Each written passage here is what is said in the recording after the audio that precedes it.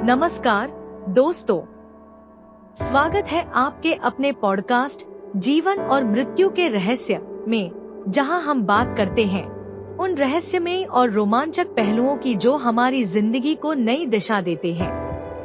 मैं हूं आपकी होस्ट कंचन। आज हमारे साथ एक बहुत ही खास मेहमान है, मशहूर उद्योगपति और रिसर्चर श्री संजय सिंह लोधी जी, जो मानव जीवन को लंबा करने और बायोलॉजिकल एजिंग को रिवर्स करने के नए नए तरीकों पर काम कर रहे हैं। संजय जी, आपका बहुत बहुत स्वागत है हमारे शो में। धन्यवाद कंचन, यहाँ आकर बहुत अच्छा लग रहा है। यह एक ऐसा विषय है जो मुझे व्यक्तिगत रूप से बहुत रोमांचित करता है। संजय जी, मृत्यु को आज भी सबसे बड़ा रहस्य माना जाता है। क्या आप मानते हैं कि विज्ञान मृत्यु को समझ सकता है या उससे पार पा सकता है? कंचन, मृत्यु को एक अंत की तरह देखा जाता है, लेकिन यह सिर्फ एक जैविक प्रक्रिया है। हमारी कोशिकाएं एक तय सीमा तक काम करती हैं और फिर खत्म हो जाती हैं।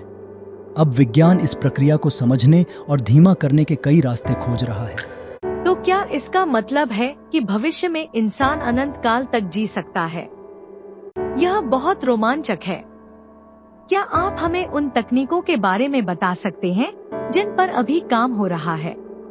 बिल्कुल, कुछ प्रमुख शोध हैं। जेनेटिक इंजीनियरिंग, क्रिस्पर जैसी तकनीकों की मदद से हम उम्र बढ़ाने वाले जीन को मॉडिफाई कर सकते हैं। सेनेसेंट सेल्स का रिमूवल, ये वे कोशिकाएं हैं जो हमारी उम्र बढ़ने का कारण बनती हैं। इनको हटाने के लिए दवाइयाँ विकसित की जा रही हैं। अत्याधुनिक एंटी एजिंग थेरेपी जैसे नैनो बायोटेक्नोलॉजी, जो कोशिकाओं को मरम्मत कर सकती है।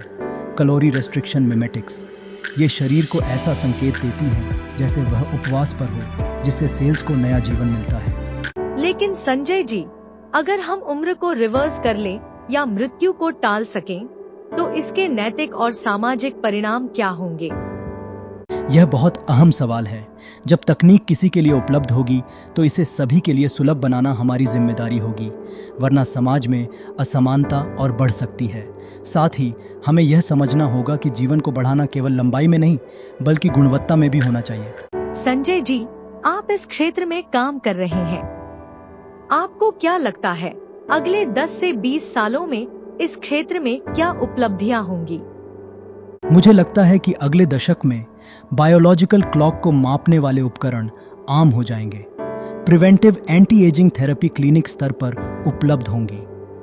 हम 120-130 साल तक स्वस्थ जीवन जीने का सपना साकार होता देख सकते हैं। वाह संजय जी, आपने हमारे श्रोताओं को आज ऐसी जानकारी दी है जो शायद उनकी सोच से भी परे है।